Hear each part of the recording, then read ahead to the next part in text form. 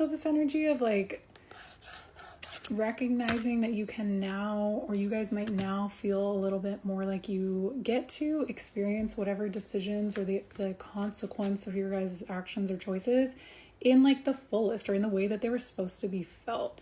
So now when this person lets their guard down, or when you let your guard down and you guys communicate something, you're actually being seen and heard just as you, not as, okay, well, this person's saying this, and so I'm going to be expected to do something back in response. It's like, no, you just get to take it in and actually experience it. This is, it almost, with the Nine of Pentacles and then the Lovers, feels like it's like a series of choices that got us there. And it feels like a reward to now be experiencing that. It's like you guys unlocked the Hierophant. You guys unlocked the door to be able to experience this relationship in this way. It's funny because I can see people now being like, well, why don't you guys just show up this way to begin with? That's not how this works. Specifically, people come with their own stuff.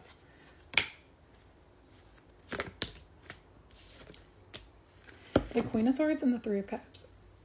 It's like, immediately what I think of is like, you're not demanding any specific type of support from this person.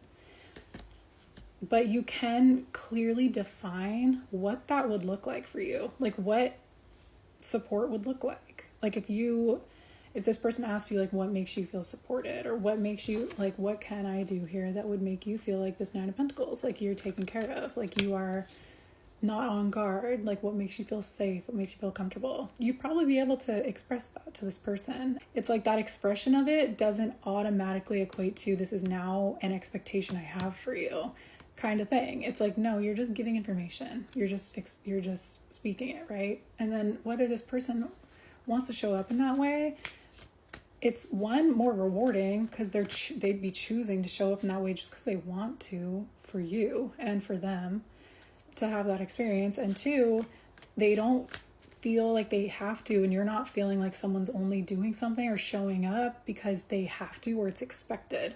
It's like, no, they're doing it because they fully want to. And that is probably, I want to say that might be a new experience for you. Not just in this relationship with this person, but that may be something where you haven't experienced that type of love.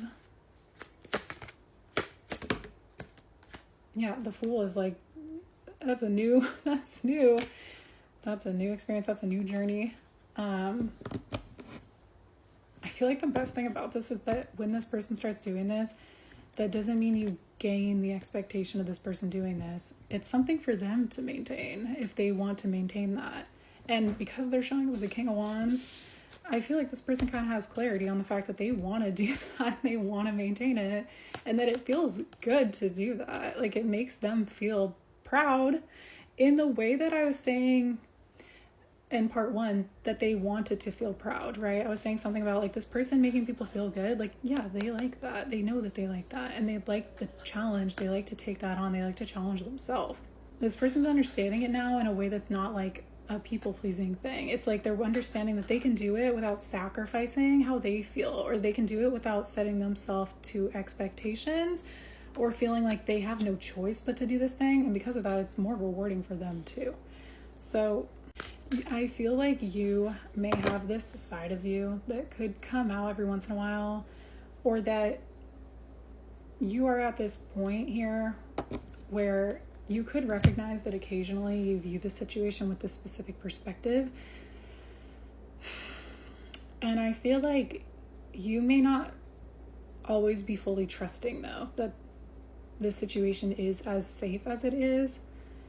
And because of that, I'm seeing the Ace of Wands in reverse and the Page of Swords in reverse with the Queen of Pentacles as like you like to, I don't know if you like it, but occasionally you could kind of notice that you test situations to see if they actually are safe and if this is something where you can show up to it.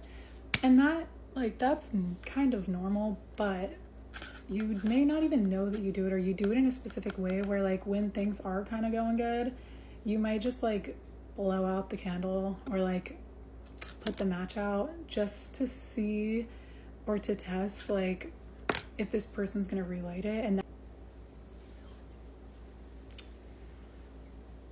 it's interesting because the Queen of Coins is upright, so it's not coming from a place of like you want this person to prove anything. It's just coming from like, I'm thinking of like a litmus test. I don't really even fully know what that is, but I think that's what I'm trying to describe here. It might just be that like you let things kind of fizzle out, not to see if this person's going to come and like make it better, but I think that you letting it fizzle out and seeing that this person does come and make and like relights it because they can and because they're King of Wands, it's like that in itself seems to be a test that has kind of proven that like over time matches can burn out, but you can light another one. And I think that has, like I was saying, shown like time and time again that you can trust this situation, or you can trust like what you know to be true in the situation, or what you're seeing. It's like you can trust that to be like realistic, and that you have a realistic understanding of the situation. And so I guess it's not necessarily that you are testing something from a place of like a fear of abandonment or like a fear or like an anxious attachment. It's like, no, you maybe just don't want to be bamboozled. And it's because this Queen of Coins is upright, I'm saying it's like not coming from an unhealthy place. It's coming from like it could just be like a place of curiosity. But I do think because the Page of Swords is in reverse, it is something where it's like you kind of maybe just have to watch out for that, because that could be something that accidentally turns into you in some way putting yourself or positioning yourself to see the possibility of like ruining a good thing. And not like the whole relationship, but like moments where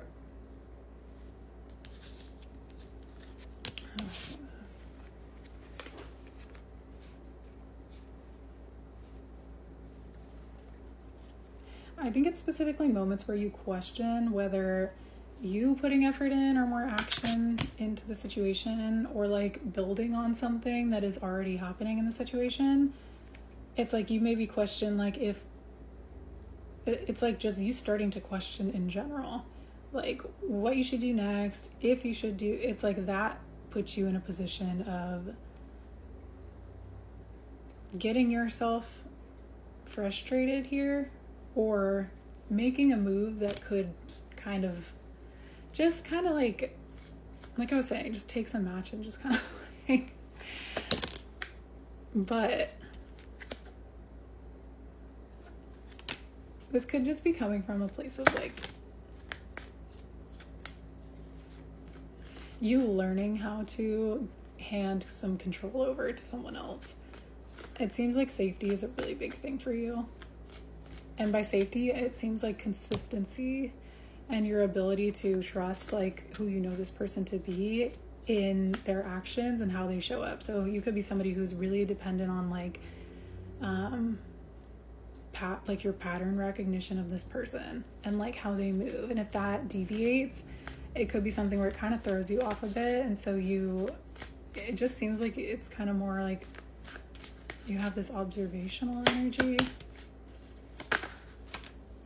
But I feel like you have a hard time getting out of your head. Yeah, you could have really self-sabotaged. That's why I was saying, like, there's something about watching out for whatever this is, because I feel like you have noticed how you have self-sabotaged in this way in the past. And so it doesn't seem like something that's completely healed, but it does look like the way that you do it these days, it's like, it's different. It's not like you're fully putting the entire relationship, like,